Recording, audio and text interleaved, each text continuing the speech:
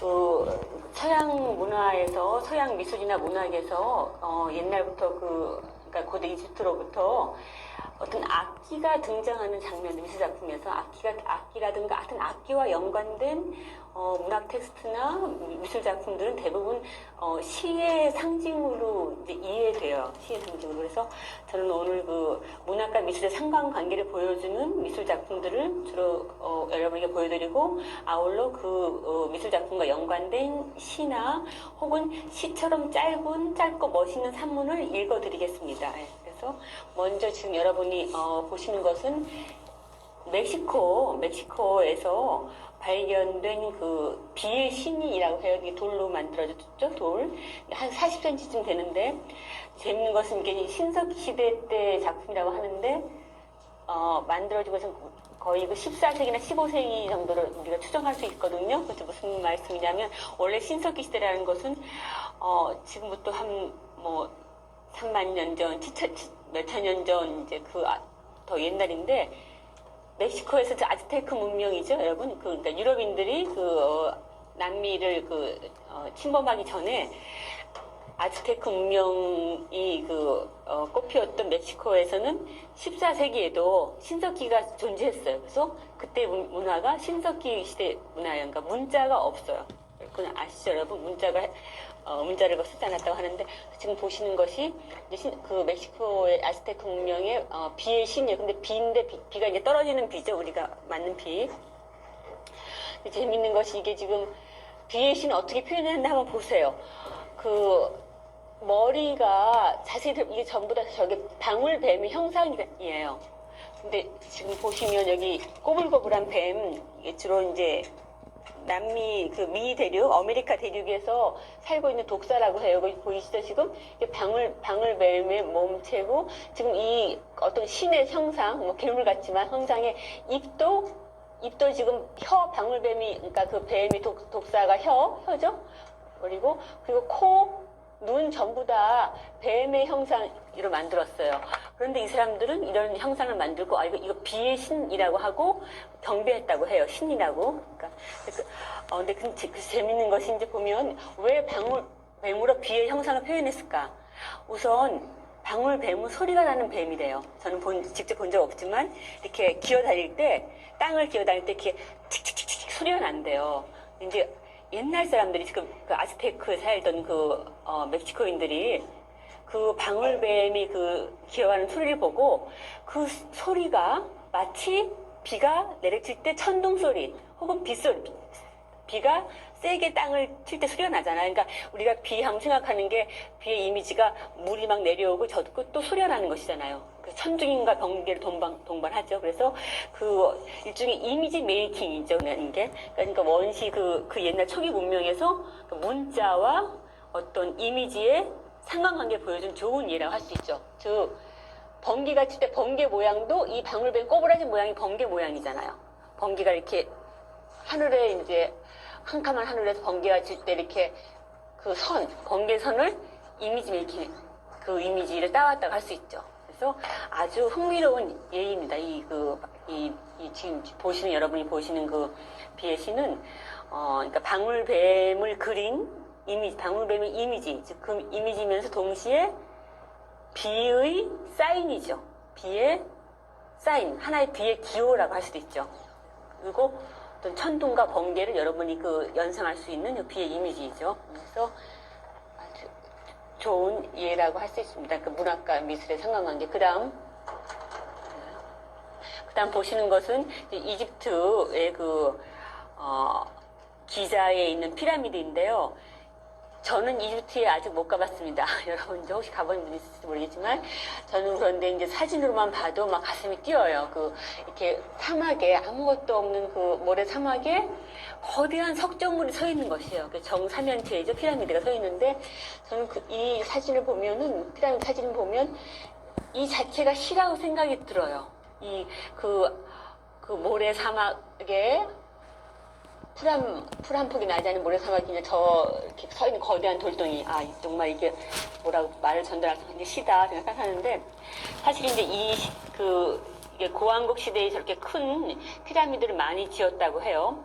뭐 연대는 기원전 2553년경인데 그 당시 저는 안 가봤지만 그 피라미드 안에 들어가 보면 그 안에 이렇게 이제 왕의 말하자면 이제 무덤이 있죠. 그리고 그 왕이 이집트 사람들은 그 영원 불멸을 믿었기 때문에 죽은 다음에는 이제 왕이 살아나서 그가 이제 음식도 먹고 뭐 하인도 불리라고 안에 부장품들 많이 넣었잖아요. 부장품들 중에 이제 뭐 지팡이도 있고 뭐 왕관도 있고 그릇도 있고 하는데 그 중에 그 무덤에 이르는 그 벽 있잖아요. 홀의 벽에 뭐라고 막 써놨어요. 상형 문자로.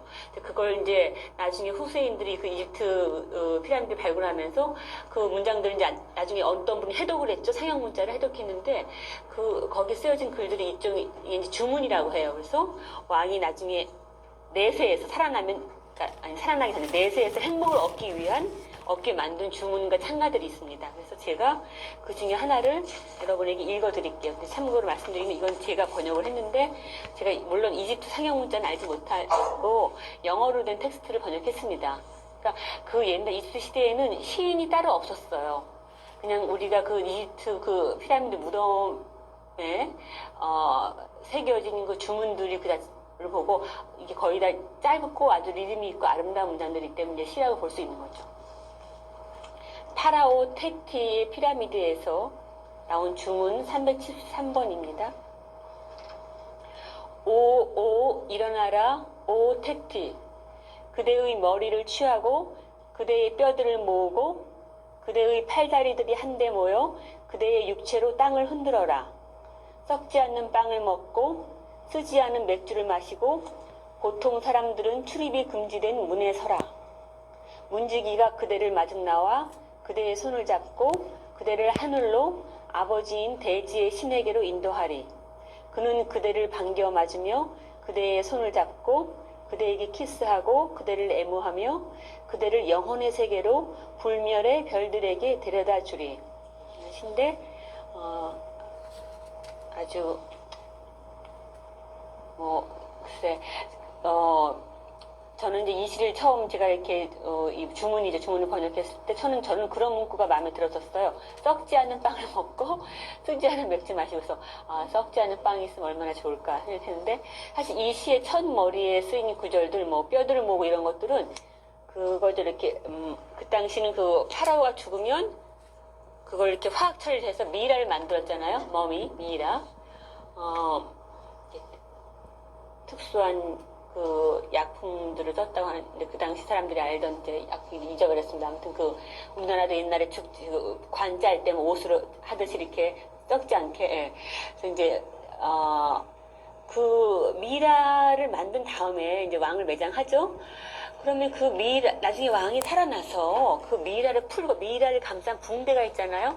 붕대를 이제 풀고 다시 살아나서 그가 이제 자기 두 다리로 땅을 딛고 서는 그 장면을 이제 희망하면서 그렇게 왕이 다시 살아나기를 바라면서 쓴 주문이라고 할 수 있죠. 그래서 처음에 그대의 머리를 취하고 그대의 뼈들을 모으고 그대의 팔다리들이 한데 모여서 그대의 육체로 땅을 흔들어라. 이런 문구가 나온 거죠. 굉장히 사실적이고 구체적이면서도 아주 한편으로 이렇게 한편의 뭐라 그럴까. 구체적이고 사실적이면서 우리에게 이렇게 전달하는 바가 이렇게 금방 전달되는 직접적인 전달하는 제가 생각하는 좋은 시인데 이런 시인들 이렇게 어려운 문자 쓰지 않고 그렇게 어떤 구체적인 장면을 연상시키는 시 그러면서 우리에게 생각을 하게 하는 그런 시라고 생각합니다. 그리고 그 다음이요. 그 다음 보시는 것은 제가 이제 일부러 시대순으로 이렇게 갖고 왔어요. 슬라이드를. 이제 구석기 시대 보셨고, 이제 이집트, 그리고 이제 이거는 그리스인데요. 제가 물론 그 인류 문명의 만 년 넘는 그 인류 문명의 역사를 한꺼번에 여러분이 보여줄 수 없지만, 제 나름대로 이렇게 고심을 해서 편집을 해서 슬라이드를 한 5번 쭉 많이 슬라이드 편집했습니다. 다시 여러 번. 한 달 전부터. 그러니까 이제 좀 잘 봐주시기 바랍니다. 지금 보시는 것은 그리스 옛날 그 화병이죠. 그리스 시대 기원전 540년경에 만들어진 그 화병에 이렇게 이제 그림을 새겼어요. 그래서 지금 보시면 그림이 지금 검정 병에 이제 붉은색, 이제, 그러니까 색깔이 두 개죠. 지금 검정색과 붉은색밖에 없는데, 이 화병을 만든 사람은 엑세키아스라고 전해져요. 이제 르네상스 이전까지는 사실은 그리스나 중세시대의 그 미술가들의 이름을 우리가 잘 알 수 없거든요. 알려지지 않는데, 특이하게 이제 어떤 그 당시 그리스인들이나 로마인들이 자기네들이 자랑하고 싶은 그 미술 작품을 만든 사람을 기록으로 남긴 것들이 있어요. 그러니까 역사서에 기록되는데, 그 엑세키아스라는 당시 유명한 명장이었습니다. 생긴 그 그림인데요. 제목은 장기를 두는 아킬레스와 아야스입니다.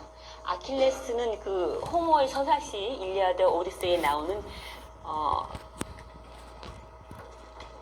인간이죠. 인간인데 제가 잊어버렸지만 이렇게 부모는 이제 신의 혈통을 받은 그래서 아킬레스건이라고 있죠. 거기 나중에 이제 트로이랑 전쟁할 때 그리스랑 아킬레스가 아킬레스의 다른 몸은 화살에 맞아도 죽지 않는데 아킬레스 건 하나만 거기를 찌르면 이 사람은 죽잖아요. 발꿈치 뒷발꿈치에 있는 인대죠. 아킬레스 건의 주인공이어서 아킬레스 아야스예요 지금.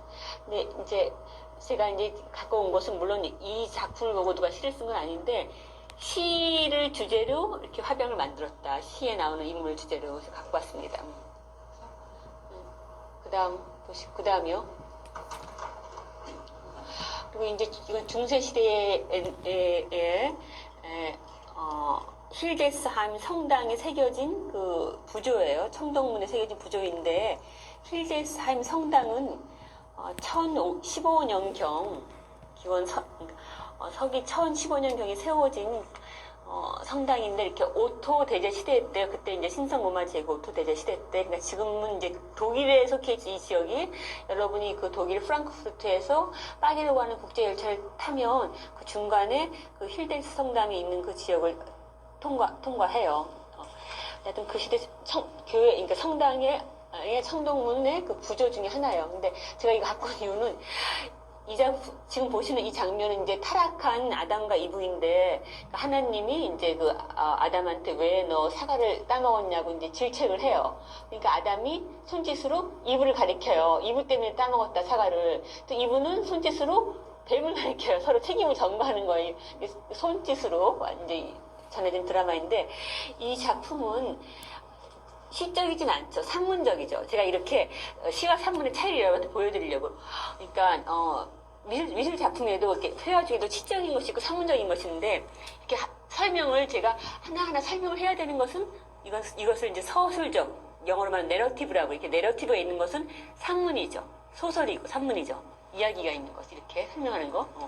시는 한 번에 보면 다 알아보는 게 시예요. 재밌어서 제가 왜 따먹었냐고 가르치는데 사실은 자기가 먹고 싶었겠어. 자기가 먹고 싶어서 사과 먹었겠지라는 저는 생각해요.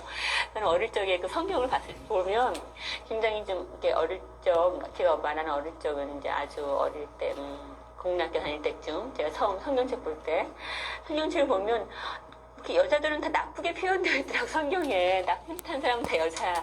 그래서 정말 치사하다라고 생각을 했어요. 근데 그 중에 특히 이 장면, 맨 앞에 창세기에 나오죠. 그래서 이제 처음 인간이 원죄가 생긴 것이 이제 사과를 먹어서이고 사과를 먹은 다음에 아담과 이브가 하나님이 먹지 말라고 그러니까 그 사과를 따먹으면서부터 부끄러움을 알게 됐다고 하죠. 그래서 부끄러워서 자신들이 처음에는 벌거벗은 줄도 몰랐는데 선악과를 따먹은 다음부터 벌거벗은 줄 알고 거기를 가리기 시작했다고 하죠. 이제 원죄가 시작됐다는 건데 자기가 먹고 싶어서 먹었어. 그 다음에 르네상스 시대에 유명한 회화 작품이에요. 이 작품은 베네치아에서 활동한 르네상스기 화가 지오르지오네가 만들었다는 이제 설이 지배적이었는데 최근에 와서 지오르지오네가 아니라 그 지오르지오네의 제자였던 티치아노의 초기 작품일 거다라는 이제 설이 더 지배적입니다. 아무튼 이 작품은 그 화가 이름도 우리가 알 수 있고 연대도 거의 확실하게 추정할 수 있는 작품이고 제목은 이제 전원교향악이라고 제가 번역해봤는데 원래 그 라틴어로 제목이 붙었어요. 근데 영어로 이제 라틴어는 제가 발음 잘 못하니까 영어로 하면은 The Pastoral Concert, 그러니까 콘체르토 페스토리알 해서 시골의 콘서트, 시골의 축제, 전원의 축제라고 번역할 수 있죠. 작품을 보시면 저는 이제 이게 재밌는데 남자 둘이 앉아 있어요. 옷을 입고 앉아 있고 여자들은 이제 벗은 여자들 둘이 이렇게 서 있어요. 배경은 이제 시골 전원이죠. 근데 이제 남자들을 우선 형상을 보면 한 사람은 붉은색 옷을 입고 이렇게 소매가 이렇게 강조된 이런 옷은 그 당시 그 베네치아에서 귀족들이 많이 입는 옷이래요. 이렇게 블라우스 그리고 아주 정장, 그러니까 옷을 잘 차려입은 그 당시 어떤 귀족의 모습을 하고 있는 남자는 악기 이걸 지금 류트라고 하는데 당시 지금으로 하면 이제 현악기 바이올린 같은 거겠죠. 류트를 들고 있어 악기 연주하고 있고 그 옆에 있는 이 남자는 상대적으로 옷을 덜 차려입었고 이 사람은 지금 맨발이에요. 그러니까 옆에 있는 이 남자의 이제 신분이 무엇인지 좀 이제 하인인지 아니면 뭐 혹은 시인인지 알 수 없고 그 다음에 여자들이 이게 문제인데 이게 이제 도성학적인 문제를 많이 나와서 되게 신비스러운 그림이라고 해요. 왜 남자들은 옷을 입고 여자들은 왜 벗고 있는가 해서 이제 여자들 중에 하나는 이제 필히 플루트를 불고 있고 한 여인은 지금 옆에 분수에서 지금 물병을 따르고 있어요. 그런데 그리고 뒤에 여기 보면 이제 전원 아름다운 자연이 펼쳐져 있고 옆에 지금 여기 그 양치기가 양을 돌보고 있어요. 근데 서양 미술에서 특히 르네상스기 미술에서 벗은 여자가 등장하면 10명 중에 9명은 그녀는 인간이 아닙니다. 신이에요. 여신. 비너스도 여신, 림프 여신이에요. 그래서 이 도상은 사실은 이제 그러니까 우선 그리고 서양 미술에서 악기가 등장하면 여러분은 그것이 시의 알레고리라고 의심해 봐야 합니다. 악기를 피리든 이렇게 류트든 악기 같이 등장하면 거의 이것은 음악은 사랑 혹은 시와 연관되어 있어요. 그래서 이 작품은 어떻게 보면 시의 알레고리라고 할 수 있어요. 그러니까 이 오늘 강의의 주제에 가장 적합한 작품이죠. 시 포에트리. 지금 영화도 나왔죠. 이창동 감독의 영화 포에트리랑 나왔는데 그 영화에 대해서 잘 안 봤으니까 할 말 없고 저보고 그 영화 오라고 초대해 주셨는데 제가 못 갔어요. 난 너무 비가 와서 근데 아무튼 나중에 제가 참고로 이제 그 영화에 대해서 신경윤 시인하고 얘기할 기회가 있었어요. 어느 날 버스를 탔는데 제가 사는 집 근처에 그 버스에 제가 많이 본 늙은 노신사가 타요. 그래서 보니까 신경윤 시인 같아요. 근데 우리가 그렇지만 이렇게 우연히 만나면 알아볼 수 없잖아요. 근데 신경윤 시인이었어요. 같은 버스를 탔어요. 최근에 한 달도 안 됐어요. 근데 나는 이제 얘기를 나누다가 그 시란 영화 봤나? 그래서 안 봤다. 그러니까 신경 선생님이 딱 한마디 하시더라고. 봐야겠어. 이제 시를 제대로 이해했는지 보게 장동이 시를 이해했나 봐야겠다. 말씀하셨어요. 아무튼 이게 시 알레고리입니다. 그래서 그리고 제가 이제 이 작품은 그러니까 그러니까 어떻게 말하면 이 작품의 배경이 된 시는 로마 시대 시인 버질, 라틴어로 비르질리우스라고 하죠. 버질이 쓴 전원 시를 지금까지 방송은 시인이 이제 위대한 그 로마 시인입니다. 잠깐만 내가 자료를 어디 갖고 왔는데 오늘 아침에 저희 찾았었는데 하가이자 시인에서 그 기원전 70년 전에 인터넷 태어난 그 로마 경기 시인인데 미술관에서는 경기도 미술관에서는 제2강 그가 죽은 이제 300년 뒤에 미술관 시를 버지를 그린 우표가 다시 찍어서 올렸습니다. 지방에서. 그래서 물론 지금 튀니지라는 나라가 있잖아요. 하가와 경기도 미술관의 허가를 얻어서 사용 우리나라에는 잘 알려지지 해야 할 않지만 것 여러분 같아서 단테의 신곡을 혹시 보시면 단테 신곡 시에 보면 단테가 글쎄 그 로마 그것이 버질 비르질리우스 이반인가는 모르겠습니다만은 단테가 일단 단테의 친구죠. 단테와 같이 다니면서 비르질리우스가 지옥을 안내해요. 그 여러 곳에 25분간 그 주인공이고 다시 제가 녹화를 한 것입니다. 그 점을 인정합니다. 정미 시인님의 인터뷰인데 2013년 1월 25일 시였는데 미술과 시 그러니까 쉽게 말하면 일부 그것이 그러니까 인간이 어떤 최영미 시골로 돌아가면 시인의 인간 인터뷰를 행복해진다. 시골이 이쪽이 이상향이다라는 것이에요. 그래서 재방송 아니 리뷰 이렇게 음악을 연주하고 형식으로 여인들과 같이 올린 이렇게 시를 읊으면 것입니다. 그것이 이 바로 점을 이상향, 즉 아르카디아다라고 양지 이렇게 바람 말했습니다. 근데 그건 뭐 예비 여유 있는 바랍니다. 사람한테는 가능한 일이죠. 여유가 없으면 전원에 가서 이렇게 음악 연주하고 뭐 시를 들을 게 없겠죠. 그래서 그 모습이고 나중에 그 다음이요. 이제 이런 전원에서 이렇게 즐기는 모습을 시인님이 나중에 그 후에 그 화가들이 슬라이드를 그렸어요. 나중에 가지고 이거 만해의 풀바디의 아침이죠. 설명을 지금 양쪽 거꾸로 풀바디의 좌우가 점심 뒤바뀐 것 같아요. 좌우가 바뀌었는데 아무튼 그 1864년 인상파가 만해가 제가 아까 조금 아까 보여드린 그 티치아노의 전원 교향악을 모방해서 이런 작품 썼어요. 여기도 남자들은 입고 여자들은 벗고 있죠. 그 다음에요. 르네상스, 북유럽의 르네상스를 대표하는 화가 브르겔의 작품입니다. 브르겔의 작품 이카로스의 추락. 이카루스의 추락. 이 작품은 아까 보여드린 것은 시에서 영감을 받아서 회화를 그린 것이고 이것은 거꾸로 이 미술 작품을 보고 나중에 시를 썼어요. 영국의 시인 오든이 시를 썼는데 이건 지금 이제 이카로스의 추락은 뭐냐면 그래서 신화에 나오죠, 여러분. 이카로스 아시죠? 그 크노소스 궁전, 그러니까 크레타의 궁전, 크노소스 궁전을 설계한 다이달로스의 아들이에요. 그래서 나중에 이제 궁전이 완성될 다음에 그 크레타 왕이 이제 미로를 만들었어요. 그 궁전 안에. 근데 그 미로를 이 설계한 그 건축가인 다이달로스가 알면 안 되니까 이 사람은 가뒀잖아요. 아들하고 같이. 아들인 그 이카로스와 그 다이달로스를 궁전 안에 가뒀어요. 못 나가게.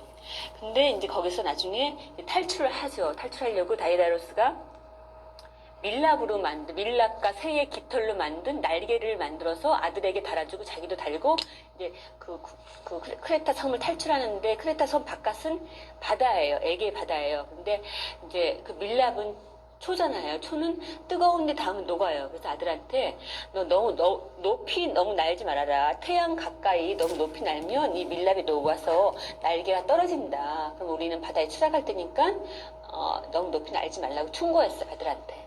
그런데 날다가 이카로스는 어린애니까 더 높이 날고 싶었어요. 그래서 태양에 가까이 가서 날개가 녹아서 바다에 추락했대요. 지금도 그래서 그 이카로스가 추락한 곳을 기념하여 거기가 이제 뭐 이카로스 그 바다라고 이렇게 명명하는 그런 기억이 있습니다. 아무튼 그런 신화 속의 그 인물인데 이카로스가 브리겔이 당시 이제 그 르네상스 시기죠. 19세기에 벨기에와 그 네덜란드에서 활동했던 브리겔은 그 이카루스의 추락을 그림으로 그렸어요. 근데 어떻게 그렸나 봅시다. 이제 여기도 지금 바닷가가 있죠. 바다가 있고 앞에 지금 이게 대각선 구성인데 앞에 전경에 어떤 커다란 인물이 지금 쟁기를 뭘 끌고 있어요. 쟁기라고 하나요? 하여튼 밭을 갈고 있어요. 그죠? 그리고 그 화가 브리겔은 농민 화가라고도 알려져 있는데 농민들의 생활을 많이 그렸습니다. 그리고 그래서 그 스타일을 보면은 이 사람이 브리겔이 그린 농민들은 대부분 투박해요. 농민들은 이제 단순하고 투박한 사람이라고 생각해서 투박한데 이렇게 이쪽으로 가고 있어요.